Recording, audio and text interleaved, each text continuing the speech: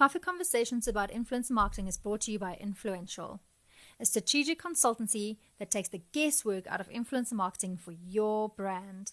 We provide much needed strategically crafted frameworks on how to implement influencer campaigns specific to your brand needs. Good day and welcome to today's episode of Coffee Conversations about Influencer Marketing. Today we chat to Ramiza Abdul, ex-Facebook Africa ambassador who has been in the digital performance and marketing space for a decade. Her passion lies in helping entrepreneurs in the fashion and retail sectors with digital skills to scale their businesses. Before we listen to the episode, please remember to subscribe and share. Happy listening. Good morning, Ramiza. Thank you so much for joining us today. Maybe let's start off by telling us more about who you are and what does it mean to be a digital strategist in 2020? Thank you, firstly, for having me. I'm very excited to be doing this with you. What does it mean to be a digital strategist? Wow. Well, firstly, I'm Ramiza. I'm a digital media strategist. I like to think of myself as a humanist and a life strategist, really. I look at behavior online and just behavioral trends, triggers, patterns, and we then map out kind of a user journey along different platforms and different channels, media channels online, where most of their attention is held, and where we then are able to reach them for the brands and companies we work for. So that's the digital strategy role, I guess, in a nutshell. That's excluding all the auxiliary noise that comes with it and the people politics and bureaucracies, but that's another conversation. Another podcast, right?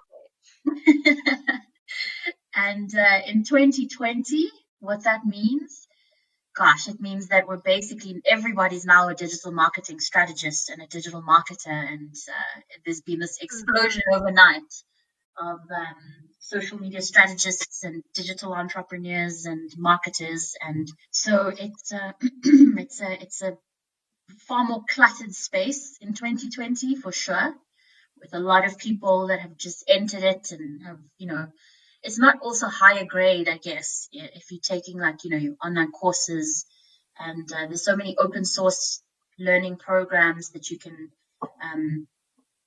enroll with and subscribe to learn how to kind of set up stuff. But I think there's a bigger strategic role that's around which cannot actually be taught, and I think that's the strategist role, and I don't think everyone is a strategist. I think you get a lot of people that are able to execute a strategy or an implementation plan. But in terms of strategy holistically, I think that's something innate in a person. You either have the natural curiosity and you have the foresight and then able to envision and see further than now, or you don't. So that's where we're at in 2020. In terms of me, I've played many hats, worn many hats, and played many roles. I started in publisher when I was very young, like 20, 21, and I was in the ad sales team of then Avusa. It's now Times Media, but I was in ad operations and stuff, and I've worked at all the pretty large agencies in the continent or in the world, advertising agencies, digital agencies, media corporations or agencies, which are all different. I think a lot of people assume the ad world is this creative hub, and the ad world actually has many different faces and interfaces and doors which you can enter through. For me, I didn't choose media, it chose me.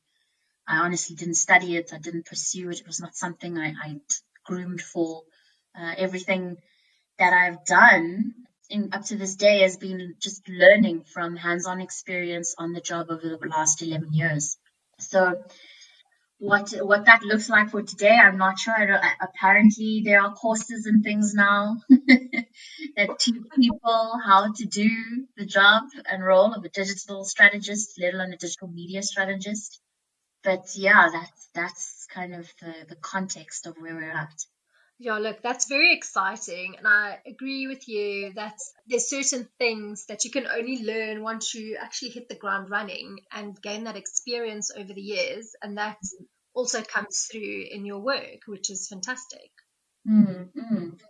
So, digital, obviously, being a digital strategist, part of that also includes some influencer marketing that you Mm. obviously need to plan for in certain campaigns and things. Mm. So, when you actually hear that phrase, influencer marketing, what is the first thing that pops into your head? So I honestly believe that it's all marketing, right? We just like to wrap it up as different things because that's marketing. We take the same thing and we sell it to a different audience because we wrap it up and have a different communication strategy for it. It's all marketing. Influencer marketing, social media marketing, digital marketing. It's all this, we're all doing the same thing, which is we're communicating a certain service or a value proposition to someone that might be interested, or someone that is that has that potential to convert or become an advocate for that brand. So influencer marketing for me, I think, is just word of mouth, really, that's been amplified due to the tools that we have, and because of the platforms that we have, and it's just been democratized. So instead of, it's also celebrity, the concept, or at least the theory of celebrity, that's been democratized and been made able and possible via our cell phones and the acceleration of technology. So that's my take on influencer marketing. No, I think you hit the nail right on the head. I think we all in the industry is in the marketing space. It's just different forms and different packaging of certain communications to reach people on different platforms, and I think that is absolutely right. Mm, mm. And how we reach them, I mean, that's, we've got these channels, but then it's the how we communicate with them is where you get obviously your different kinds of influences that you would work with. And that's for me is more around, well, how do we want to speak to them? What kind of conversation do we want to be having with them? And I guess, yeah, it just tears around. It's what has been interesting to see over the years is how this kind of return on investment around it, and that whole conversation, and how much budget should be allocated to it, and how we then incorporate it. Like, does the, from influencer strategies being kind of this like byproduct where we just add it in because we needed social content, to there Yeah, being a bigger strategy around actually the concept starts with there being some kind of mechanic with influences, or picking up on something that's happening in the market and driving that further by using voices or influencer voices, that are points of influence essentially. But that too, absolutely. and like the whole this whole the use of the word influence, I think is so double edged. We kind of go, oh, cool. Everyone wants to be an influencer, like it's some new career at the moment that you pursue, and everybody's trying to build it at some point, and trying to do that. But we've also got to take a step back and go, well, what do you actually define as influence? You know, Yeah, because I feel like we've commoditized what influence actually is. And that's happened also just with the social, is that followers now give you clout. And for some reason, that's seen as some form of influence. When we both know that's not true, because hello, if it was, you wouldn't have the success of nano and micro influencers. 100%.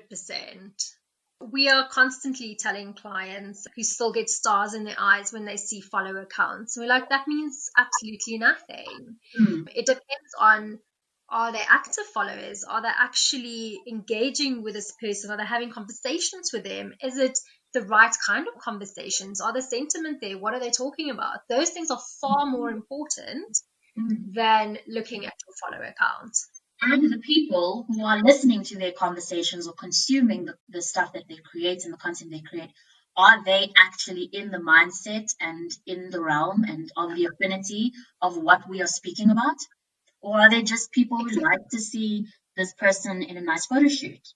100%. A while ago, probably years ago now, there was a brand, which I won't name, who thought their campaign was so successful, and they used quite big macro influencers, and they were just getting all these likes and shares and stuff and engagement. And I looked at it and I was like, but you used people, that's not in like your industry. So the audiences they speak to is not really your target market.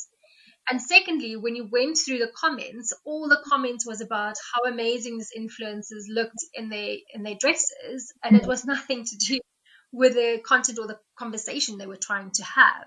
Exactly. So I think there's a huge education that's still needed around what is successful for influencer campaigns, and that also depends on what you want it to be. Yeah. Because we're in this like instant gratification, get rich quick kind of culture. You know, everything's on the go, fast, now. And as long as you've got that and you've got the hype and you've got nothing, no one's really looking at the deeper details. And our sense of where we place value and how we quantify value has drastically changed. And I do think it's up to people in the industry to start educating clients more on that, not just at face value. And I think that comes back to what you said earlier. Everyone's a strategist these days. They go, okay, cool, I'll get you some macro influencers, here's your budget, and I'll get you 50,000 likes. But if that's not what you want out of a campaign, or if that's not the metric you want to measure, that means absolutely nothing. Yeah. And you need to think a bit more of what the communication should be. Where's your target market spending time? Will this resonate with them? Is your influencer relevant to them? All of those things need to be actually taken into account. Right.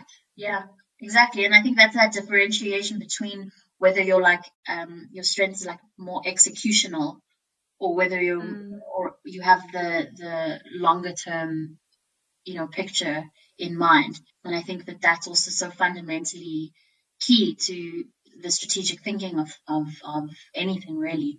It's looking further than now. This nearsightedness and reactive, because, Maps was in this ad, so now he's looking great. Okay, cool.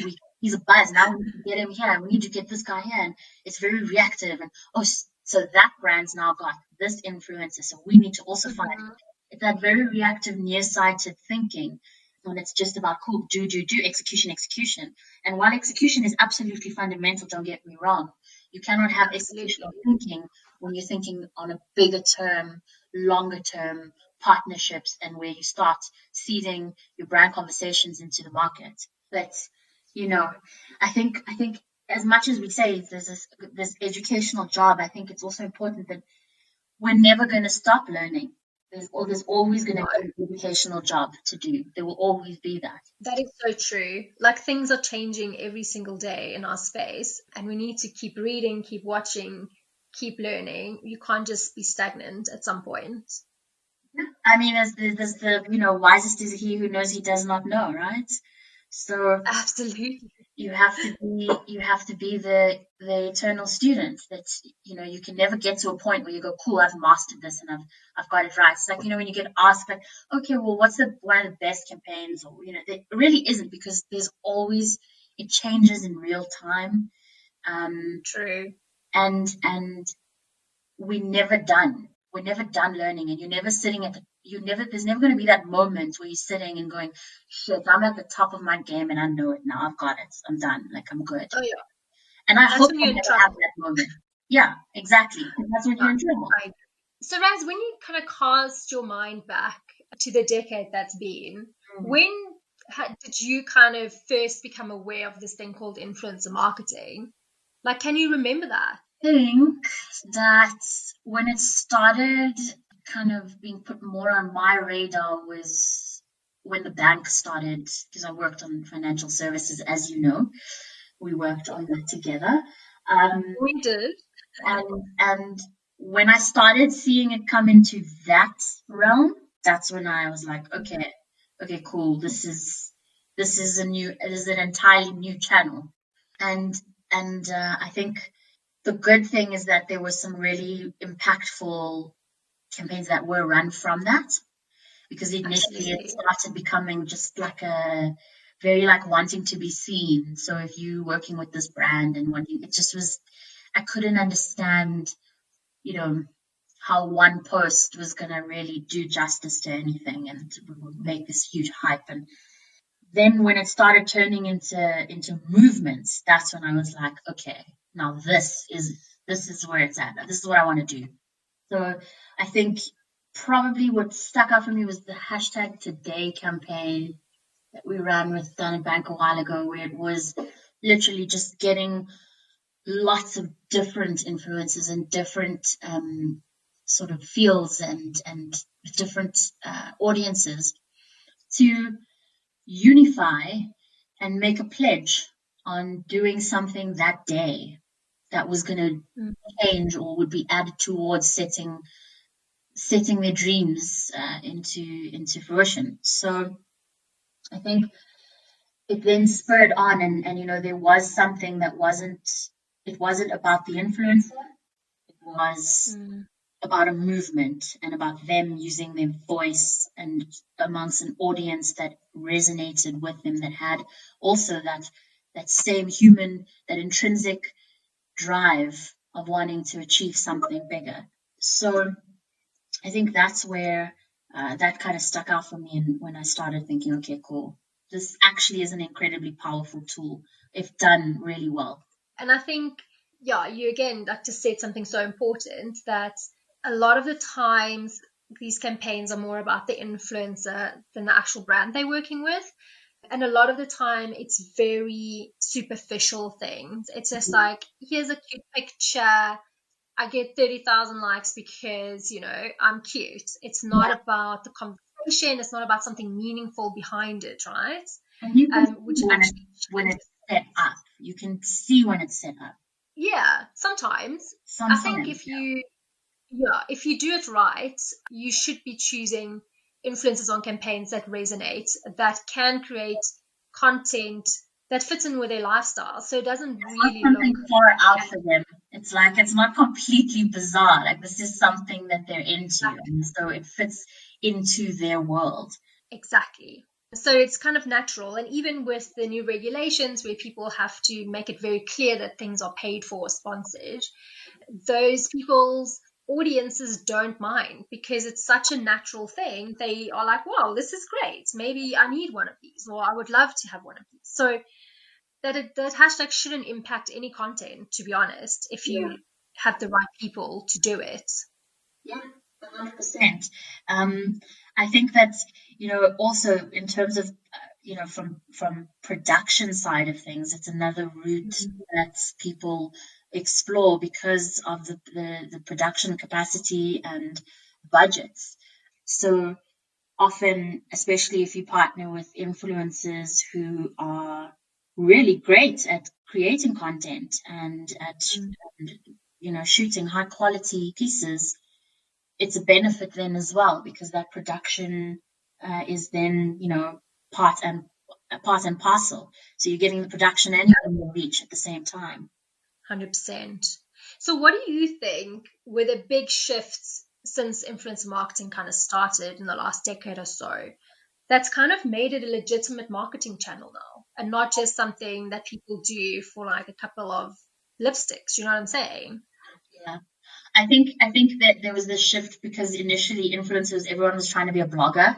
The bloggers were like the OGs when influencer marketing started. Yes. Yes. There was the bloggers, and then there was like the actual like bloggers who really did have a blog and were writing. and then you had like all your like aspiring bloggers, which would just be like, great, they go and they have a coffee somewhere and they hashtag it, and now like they're reviewing.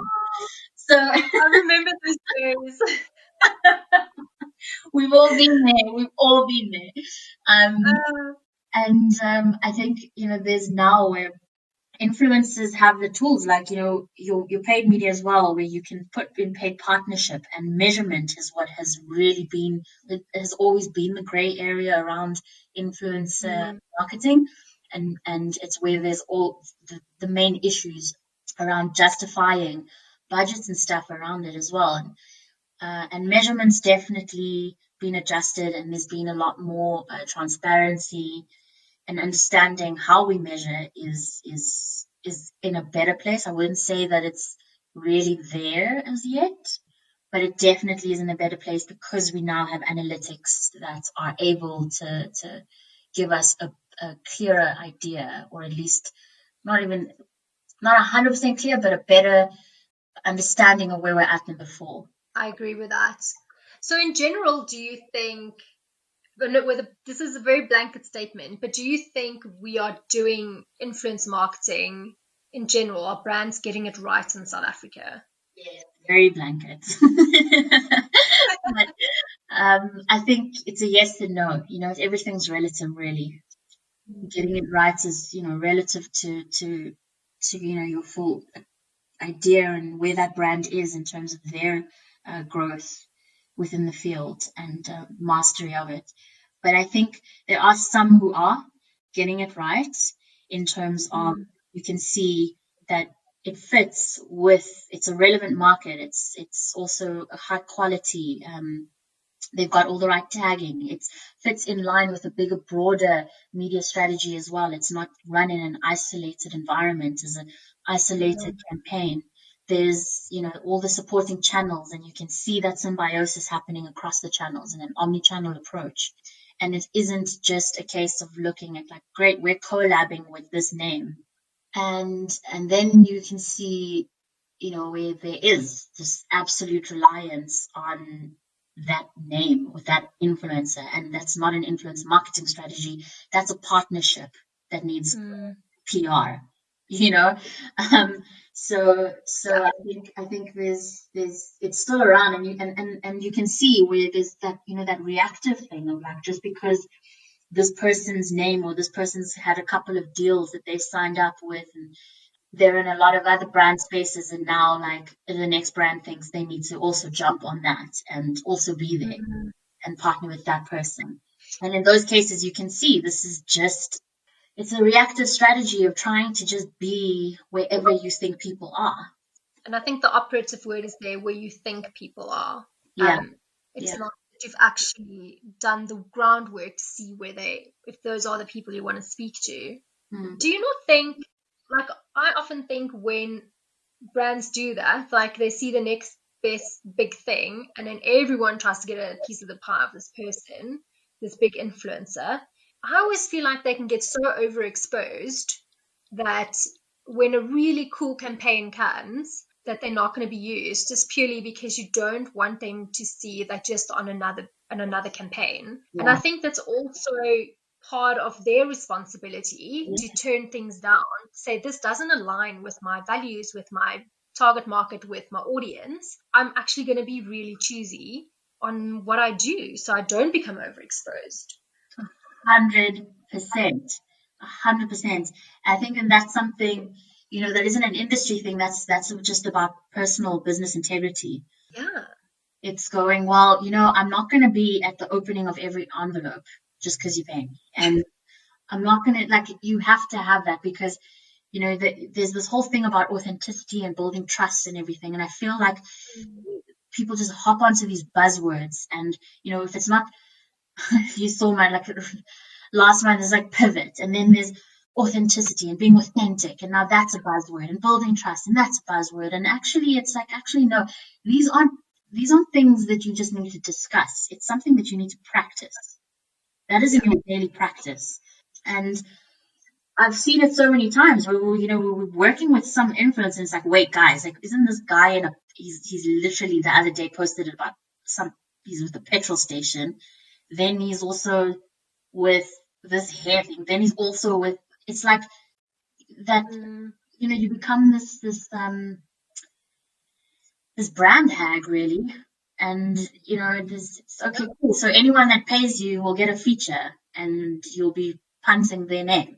So it really makes you wonder, okay, why then do we have marketing managers and stuff that want to include this person? Oh, right, of course, because it seems like that's what everyone's on. No, exactly. I actually have nothing to add to that because I honestly feel that that's where that authenticity starts lacking and credibility, right? So audience are going to start being like, okay, this person is really popular, but are they influential? And I think that's two very different things. Exactly, exactly. This is exactly what I was saying. Was going back to why I just feel like the influences. It's been so the word has lost its meaning in some ways because it's just been commoditized, into some kind of get rich quick strategy where you can be a digital nomad and be paid to post things. That's just the idea of it, right? You're paid to post things. There's nothing strategic about it. There's nothing thought out. There's nothing of value. Where exactly you feature the value exchange for it. Mm. It's kind of it's lost a bit of that.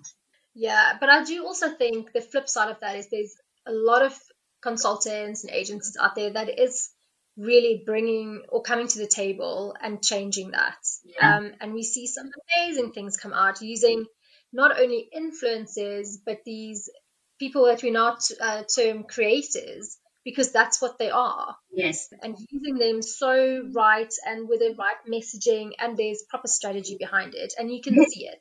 Like I've it's a noticed huge it. difference.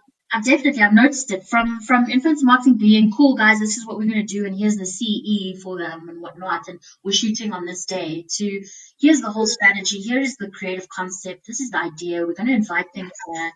This is the whole entire mechanic. They're going to get this challenge. This is what's going to happen. What we hope to happen. After that, we're going to use this content and we're going to do this. There's a far more robust, thought out strategy, and that's fantastic. And how exciting as well, because you It can is. see the bigger picture being played out. Yeah, because then I'm sitting there and I can go, okay, cool. Well, I can see how this is going to play out across all the channels, and we can actually do this, and we can do that, and we can reuse some of this content for this, and maybe this is going to give us some great insight actually that we didn't know, and there's Exactly. that whole side of things. And I think if you use the bigger influencers who's been in the game for a long time and they're proper creators and they know the space, also pull them in on the planning phase, because they also have amazing ideas. They know their audience is so much better than we do. Absolutely. I'm a huge fan of that. So, I mean, when I'm much more of a creative digital strategist at heart and media Yes. strategist at heart because most of, the field and kind of what your job description is very like in the media world, particularly, it's so numeric. It's like, I don't even know how I ended up like working for someone who was absolutely phobic to them.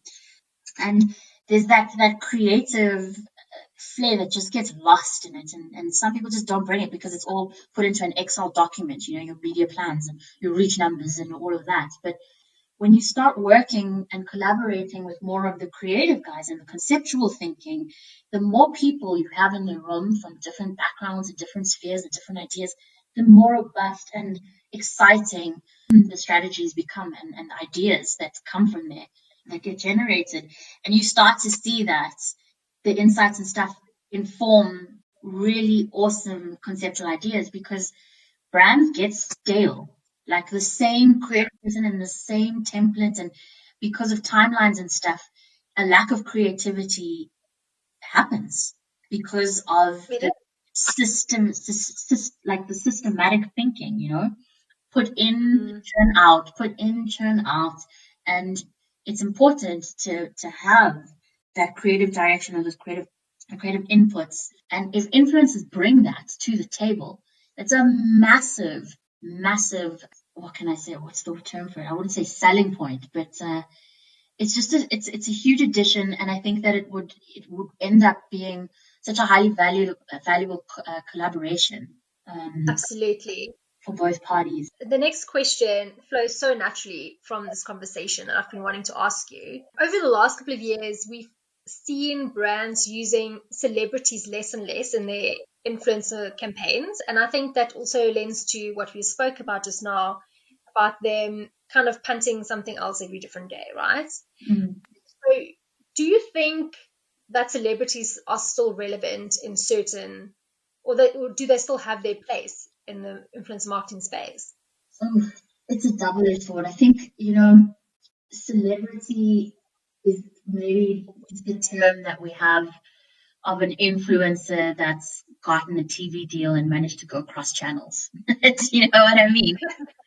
And that's covered by other newspapers and whatnot, and have a lot of those media deals in place. I think that's the celebrity. I think, we've all been very disillusioned, especially over this last year, of what the media machine and what celebrity, the construct of celebrity is. And essentially, we all know, and especially if you're in the industry, there's a lot of smoke and mirrors around the creation of celebrity. Influencers, I think, they've definitely opened up a lot more diversity and I would say healthy competition, because that old era of celebrity started also. It's almost like the monopoly of influencing. It's like you wanted that name, you're gonna have to pay a lot of money to get that. Correct. So it's kind of democratized it a bit, and you've got people who aren't your Kardashians and whatnot, but they have millions of reach as well. So I think, yeah, this whole line of celebrity, I think celebrity will be like, we have this classification of nano, micro influencers and stuff. I think celebrity would just be your top tier of that influencer classification. Essentially, celebrity is influencers. It's a name Absolutely. that you associate to a brand, and if there's a partnership, you then reach that person's fan base. And if they say it and advocate it, therefore you are, right? So the same kind of thinking, just bigger reach. So they've managed to just get a deal, and they've got a TV show, and they're in the news, and they're covered a lot more, and their earned media capacity is far higher because they don't have to be sponsored and stuff. People just cover them for free anyway. So celebrity is when you've got that influence, and it doesn't even have to be supported by a paid campaign for your piece of communication to reach anywhere. It's already done because you've got like paparazzi and all these publishers and stuff that would just want to cover you anyway. Absolutely, and I agree with that. And I honestly think they still have their place. And like you say, for mainly reach, if that is one of your big objectives in a campaign, to get organic reach, then absolutely align with the influencer that still aligns with your brand. Yeah. So it's not too far out, but you can get that huge reach easily then. Yeah. Celebrity will stay. I mean, Hollywood's too large also to disappear overnight. And human nature is that, not everyone's work, and a lot of people just like watching mindless stuff. So people like watching people, and people like watching things. And when you've got cult following, it's like, look at the Kardashians. It was you could watch the Kardashians without the volume on, without even listening to what they were saying, because you were just looking at it. It was just visually like pleasing, being well groomed and how the makeup was done and all of those things. And people just like escaping. So there will always be this need to have somewhere, someone, something to watch. And yeah, so celebrity will stay. I think that the entry into celebrity is what has opened. Yes, I agree with that. There's so many people that's now deemed celebrity that's completely grown out of a platform and not television or radio and like the traditional ways. Yeah. So if celebrities offer us huge reach, that's their main kind of role, what do you think are smaller kind of influencers like your nanos and your micros? What are their roles essentially in campaigns then? Most of you know that Influential is our podcast sponsor. But did you know that my co-host Anne heads up the agency? And that is the first ever boutique agency in South Africa that specializes in developing strategy for influencer marketing. Anne and the team are experts in the field, and they've spent years honing their skills and knowledge about influencer marketing, and at some of the country's biggest PR and media agencies. The moment that you think you might want an influencer campaign, make sure to call or email them first, because without strategy, you might not have the outcomes that you would like and are looking for. In addition to talking all things influence on this podcast, and also post together the fantastic influential newsletter that comes out every month. And this is another way for you to keep up to date with the industry. The link to latest newsletter is in the show notes. Check it out, and if you like, please subscribe. Ann's contact details are also on there. Let's keep the conversation flowing. They have a unique voice, they have their own style, and they bring with them their unique flair. It's their personality. It's their and you know that's something that's not easily translatable, because you get a lot of people posting a personality. But I find that, with your nano and your micro guys, that personality is there not because they were aiming to get it endorsed. So I think there's something that's uniquely authentic there. And you can also see, where the ratio between their followers and the likes on their posts consistently is a lot higher. So while it's not like you have 20 million followers and you're averaging 1,000 likes on your post, it's far higher, and you can see that. You can see that it's a far more engaged, transparent, and real profile. Absolutely. And I also think too that people like engaging with these influencers because they find them so authentic and credible, but they also see them as a peer. So they seem accessible, they can chat to them, they're kind of like their online friends, right? That they trust. That's it. And it's like, this is the thing, is you want to just, we're moving away from it having to be some kind of like the sponsored show. And you want it to be as relatable and real, and within like your little on like 3 degrees of separation. You want it to be someone that's right there, that's relatable. And that word of mouth effect is still necessary. And I think the nano and micro influencers really do help that. Absolutely. And to that point, word of mouth, that is basically what influence marketing is based on. It's just social media has made it possible to be on such a huge scale that, but it's essentially still word of mouth, which will always be the most important thing when it comes to marketing. Well, that's it, right? That's exactly it. And, as I was saying earlier, it's essentially marketing is we're just amplifying, like, hey, did you know this?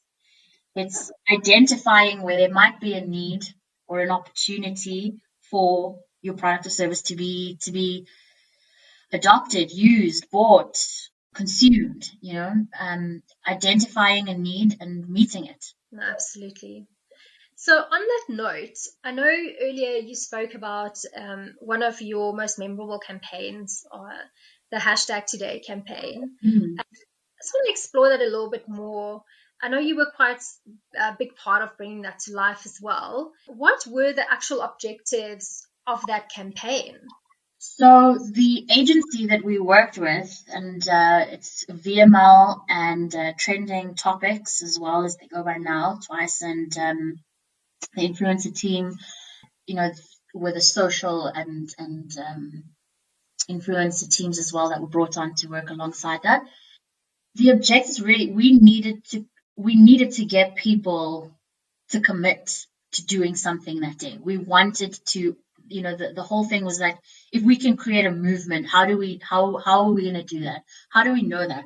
One of the ways is organically, if we got everybody talking about this today, doing something today, and getting people to act today. So hence why also that #today became that. And we got to also just get behavior, action taken, an action that isn't just, oh great, they liked my post, they engaged with my ad. And so that was the whole objective, really. And people did that. They shared it. They had pictures for, I've been planning on doing this for months, and taking a picture, they're standing in line and they're actually doing it on that day, in live time, in real time, people that were actioning. So what happened was there was this whole sort of pledge process, and the awareness that went out before of, on this day you've got to do it, and pledge. And there was a manifesto that was beautifully written by the VML team on that as well. Michelle and Atia, who I hope are listening, and the rest of the team. And there was this manifesto of just like seizing the day and doing those things. And yeah, and then that day happened and people needed to commit and pull through and follow through. And it created that movement. So all this positive change that happened. And it was nothing to do for the brand. You didn't have to go take out an account that day. That's not what the product was. They weren't pushing that. It was that we were supporting you and we wanted to see you do something for you that day. Yeah, and it did. It's organic and it trended organically, and there was so many thousands of pledges and stuff. And for me personally as well, at the time, contextually in my life where I was at, during that period and that day, the significance all just kind of tied in together. And like I said, it feels really great when you get to do work that's bigger than you. Yeah, Not just about pushing product into people. absolutely. That vanilla marketing, I call it vanilla marketing. It's so like cut and paste and it's so dry. When I like to be involved in the things that we're helping shift behavior and change behavior for positive change, for impact, for doing things that matter, for empowering people. And if a bank can do that, there's no reason why some people go, well, that's not our brand. We can't play in that space. True. But obviously was a huge success, and I remember that campaign very well, and it did give us goosebumps at the time because people's behaviors were changing. We were doing something positive for everyone. But what type of influences did you guys use to help spread that message and the communications? Like, was it macros, was it micros, was it nanos? Yeah, it was a mix. There was a mix of it, it was a good mix of macro, micro, and then obviously one headline. I think also it leveraged off the other brand campaigns that were running, which had some of your bigger influencers as well. And a lot of smaller activators, your micro and nano influencers, your smaller activators that were all kind of also feeding into this bigger plan. Because the thing is, people don't follow one person, right? There's a lot of cross pollination that happens. Yes. So I could be a follower of a massive influencer, but I'm also, a follower of all the smaller macro nano guys as well. So there's a lot of cross pollination that occurs as well. And I think that the overarching this mix of it was really where the magic was happening, because it started activating pockets of conversation amongst different people, regardless of your size or your capacity. And that was the point, is that you needed a diverse range of different kinds of different people from different walks of life and different opinions, and how they express themselves, what their values versus what your values could change. An artist or a film producer versus someone that's a lot more logical and linear and is a scientist and does something else. There's a very different. It was a good mix, because doing something for yourself that day didn't need to be specific to a certain kind of profession or genre. So would you say this mix of using different voices in different niches, obviously tapping into that intrinsic human nature, do you think that was why the campaign was such a big success? Yeah, 100%. And I think that, that's something that isn't just unique to influencer marketing. Like Musa Kalenga, incredible marks of our time, and a mentor for me as well. And he always says, you've got to do things that are there that are going to improve the human condition. So any kind of campaign and stuff, you've always got to ask yourself, the premise of it. What is is it going to lift? Is it going to change? Is it going to empower? What is it going to do? There's a longer term picture. And I think that, again, that mix was important because it showed that human truth, of course, and it humanizes things. But also at the same time, diversity is everything. And, a lot of people like using that in work and referencing that term, but you don't see it in their communication. You don't see it in the people that they enlist in their campaigns and the influences they have on their books. We'll talk about diversity, and then, and I shoot straight from the hip, me, but yeah, putting just the right color, face, and gender on a post doesn't mean you're diverse. It means that you've ticked some boxes to appear that you're following protocol. So diversity and mixing and that's the best part about influencer marketing, is that you have access to that bouquet of so many different kinds of personalities and expertise and skills. That's very true. And we should keep that in mind in everything that we do, to be very honest.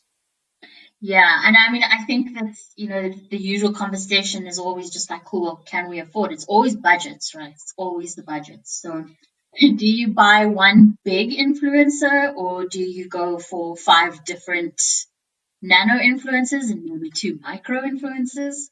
That's up to the influencer strategy, I guess. Absolutely. And whether the client signs off on that. How have you been finding the current state of influencer marketing and the campaigns and stuff? And obviously with lockdown, I mean, everyone just turned to influencers as that channel because no one could really go shoot big TV commercials. 100%. So it's been interesting because in the beginning, obviously, when no one knew what was happening, everything kind of grinded to a halt because people were just waiting for something, for direction. Everything was just frozen internally everywhere. And then slowly as the weeks carried on, people started realizing, wait, our audiences or our target markets are spending so much time on social media and online. Influencer marketing, let's try this thing out if we haven't before and see how that works.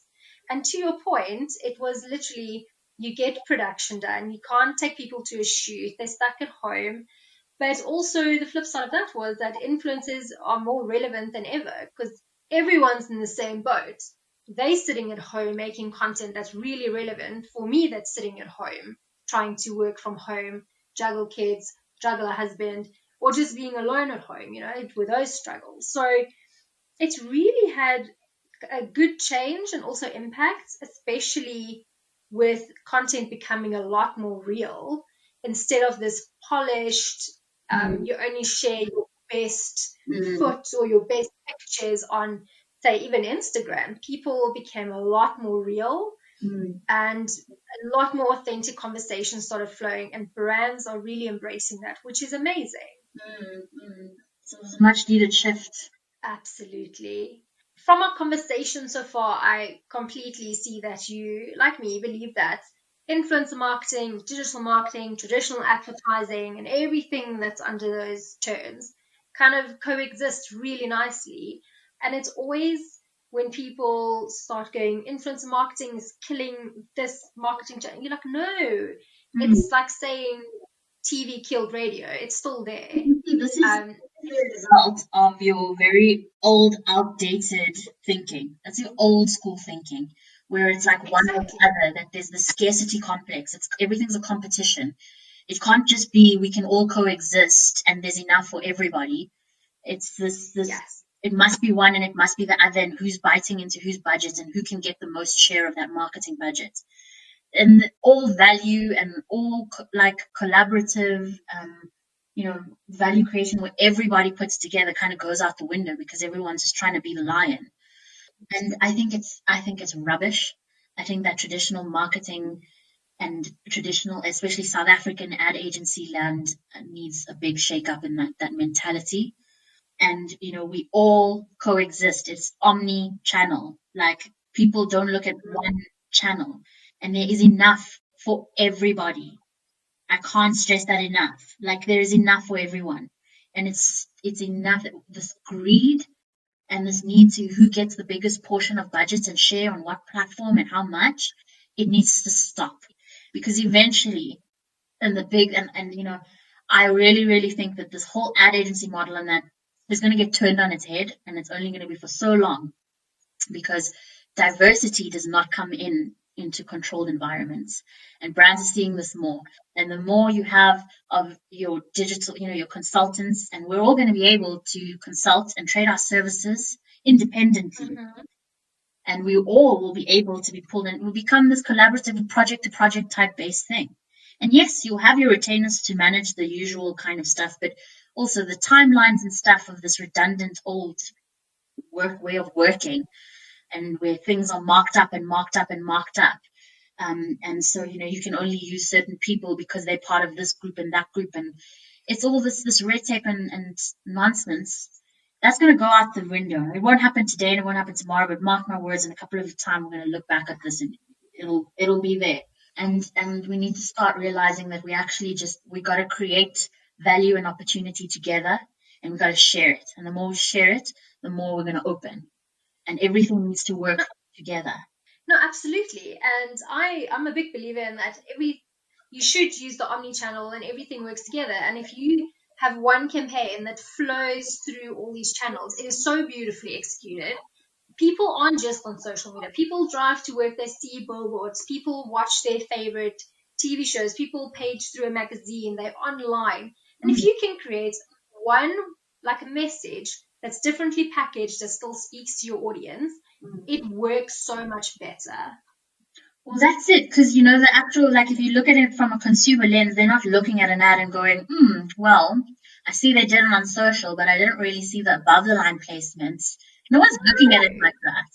You're just walking, your job as the marketer is to find, throughout the tons of different touch points that a consumer interfaces within a single day, find the places where you can have that conversation with them as the brand.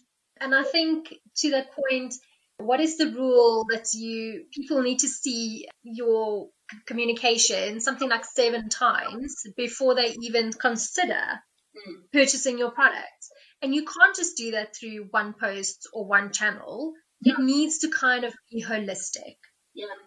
I remember getting so excited at one of the first big agencies I worked for yonks ago, where we had a really big client, and the agency I worked with was above the line, below the line, through the line, and they literally created one office space where every single person who worked on that account, doesn't matter in which channel you work, whether you worked above the line or below the line, they were all in one room and they were all in the same meeting. And I just remember thinking, how amazing is that?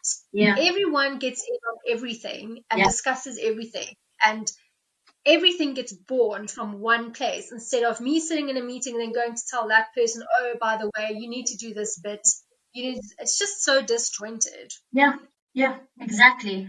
But I've worked in a similar environment as well in an agency, but it was digital only. But all the digital skills that we work on it, because you don't just in digital, it's not just the digital strategist. There's the developer, there's the UX designer, the account manager, the creative designer, the copywriter. There's so many different parts of it, and we all got grouped together. So everyone that worked on that channel for that brand and created pieces of work that would need to be hosted on that channel worked together, and we were you feed off each other, you learn, and you do the most growing, because you realize that your piece of work doesn't stop with you just here and sending it off. There's a bigger, broader picture that it all fits into, and each of us are just cogs in a larger engine. I just think the magic happens when you get everyone together. That's just my opinion. Yeah. Yes. It's lots of magic can happen. Lots of fireworks too. Yes, we know that very well. Well, too many cooks spoil the broth. Oh yeah. Look, I think we've all experienced that. Coming back to influencer marketing, when you do influencer marketing, or when you're part of those teams, do you work with agency partners who are the specialists? Do you actually work with them to kind of refine that piece of the pie? Yes, I do. On the goods, on the great ones, yes, that's what happens. And then when you've got sort of your brands direct, or your clients direct, that handle that themselves and their own teams, and they kind of do that in isolation, it doesn't work out so well. But from experience, where I've collaborated and I've been pulled in by the social and communications teams to start working on that with them, that's where the really cool stuff's happened. Absolutely. I wish more of them would work that way. In your opinion, in general, I know that every campaign has kind of its own objectives and own metrics that you need to measure. But in general, when you look at campaigns, what would you say is like the important metrics that need to be measured? So, I mean, in the media world, we're always looking at reach as like fundamentally that. But the thing is, especially in the performance media side of things, there's different objectives and different KPIs. And each of those, you've got your different KPIs. You've got your marketing KPIs and you've got your business KPIs. Somewhere between, you need to decide what you're going to tick off. Then that translates into the digital world, and you go, great, okay, we're going to take that. If it sells, how we then translate that into the digital world. And there's those KPIs. Based on those KPIs, you then have different objectives. There is no singular objective. So I run multi-funnel campaigns or multiple objectives. So whether it's awareness or it's your middle funnel consideration, or you're actually just down to actual sales, your bottom funnel, there's no one or the other. We want to run multiple things because not everybody that you want to reach is going to be in that one singular state of mind. And you also kind of end up you need to broaden your horizons and think, someone seeing you out online, they might already have been past the consideration phase and now they need to actually just close it. So there's multiple KPIs and multiple objectives, and each of these objectives and KPIs have different forms of measurement. There's your reach, which is, obviously important when you want to look at your awareness and how much of the market you've reached with your message. But then things like, there's a lot of different metrics which you piece together can tell a story and give you a better indication holistically. So, there's one thing having big reach, but if your engagement's low, it means that maybe your audience you weren't speaking to the right people. And there's that. And then there's things like looking at, for example, people's time on your website after their communication and the quality of the users. Were they actually interested? Did they spend time looking? Were they actually needing to find more information? Engagement usually in the influencer world is what the high value metric is.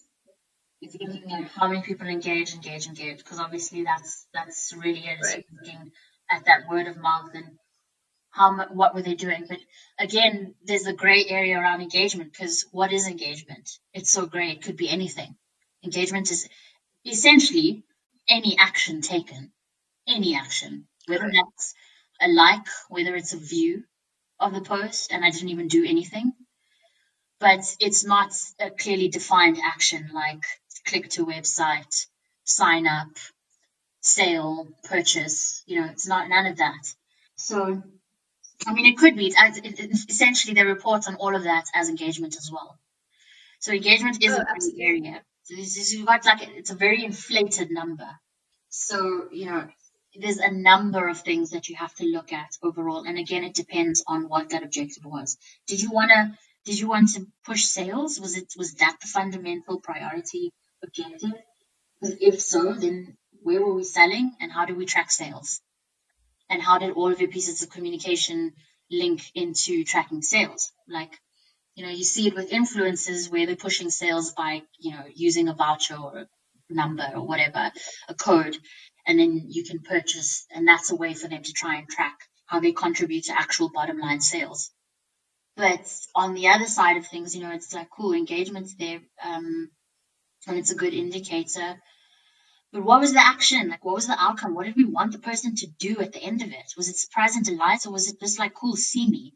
Yeah, and I love that you say that, because that all comes down to defining those objectives right from the start so that you can put things in place to measure it. Like you say, if it's sales, we need to measure those voucher codes and who it comes from. And even taking it a step further, if you have a couple of influencers from that campaign that pushed quite a lot and that you're so impressed with, then let's onboard them for a long-term ambassador campaign, Yeah.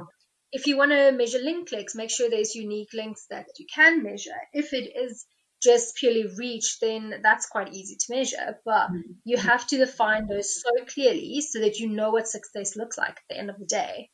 Yeah, and I think that's the thing, is that, also when these campaign processes involve so many people, and there's always this loss in communication, and not everyone's on the same page when it comes to measurement and how it looks. And I still see it today. I've got people with zero understanding of digital, let alone measurement, that are still pushing. And I'm having to run digital things for them, and it's like, you know for a fact that whatever you're going to say is not really being digested because there really is no understanding.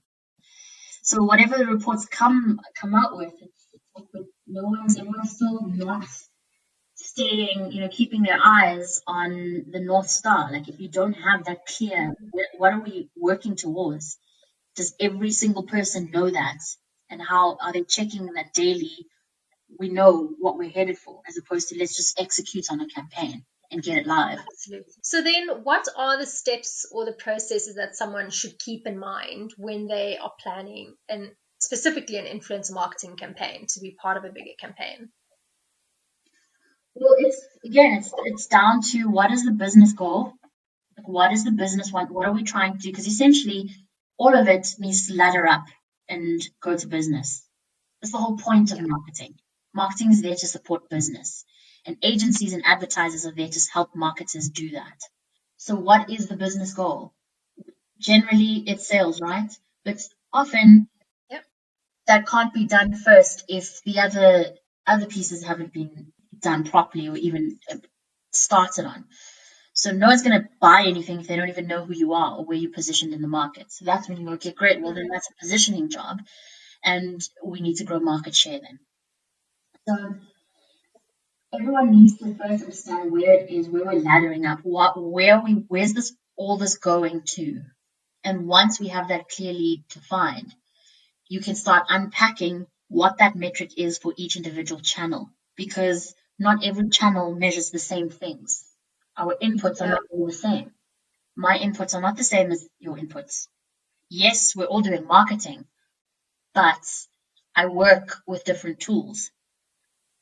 So understanding what our inputs are and how that's going to ladder up to that one fundamental goal, that big goal, and how to actually report on it, I think is something that has to be important right from the onset, because like, you always have these time to time where there's ideas that get shot out and goes, okay, but guys, how do we measure that and report back on that for business? Because essentially at the end of this campaign, the marketers need to go back to business and say, this is how much you spent and this is how we see it impacting. Yeah. Very, very good point you make there. It's all about that. Yeah. So how do you foresee influencer marketing kind of evolving and working even closer together with digital marketing over the next year or two? I think that, like I was saying, we all are individually going to eventually at some point, and call me a futurist, but we're all going to end up being multifaceted, multi-skilled services. So, you'd be able to either collaborate with influencers or not, but to have an understanding of, other than just creating the content, how that fits into the overall marketing picture and business picture. I think that needs to evolve into that, and measurement, because often, most of the time, and I mean, I know it because I've been the one that ended up thinking those influencer budgets, and I will say that, no shame, because it wasn't well thought out, because you'll get someone that quotes a post and says, cool, it's going to be 50K for this, and you go, okay, but like, I know from a performance marketing side, if I put that 50K behind a performance-based ad unit, I can tell you 10% what my return is going to be. And while it's difficult to quantify it in other terms, you need to then be able to have that discussion and say, well, I can tell you that, and this is what it is. And often than not, sometimes you just get that and it's like, okay, but it's just a post. I'm not seeing, has there been any strategy? Has there been any kind of idea on how we track this? How will they be measuring their success on this? Just because you published it on your timeline doesn't mean your job ends there. Now you fulfilled it. No, absolutely. I agree with that. And it will happen, and it is happening. I think we'll just get better at it, and more strategists will be better. Yeah. That's just how it is. I think that it's just, you've got to branch out further than just the field that you're in, That is kind of our industry, right? We kind of know more than what we in our own silos, because we have to. Yeah. So, Ramiza, we're coming to the end of our chat, and it's been so lovely and so insightful. So thank you. Where can our listeners connect with you online if they want to find out more about you and what you get up to? They can get my website, which is ramizaabdool.co.za, RAMIZAABDOOL.co.za. You can also reach me on Instagram, the gram. I've actually got my personal Instagram now. I've decided to divide the two, and I've got my Oh, wow. yeah. So there's my personal Instagram, which is Ramiza_Abdul, and then I've got my digital media specialist. So it's at digital media specialist on Instagram as well, and that's my more professional consulting space of conversation. Amazing. Yeah, so that's the end of it. So hopefully we can get you back in the future. It's been a huge pleasure. We've had a good conversation. So yeah, guys, get in touch with her, follow her, see what she's up to, pick her brain. She's always up for that. I'm always up for that and lending my voice to where change needs to happen. Absolutely. So thank you, Ramiza, and you have a fantastic afternoon. You too, and thank you so much. And we'll chat soon. Goodbye. Bye.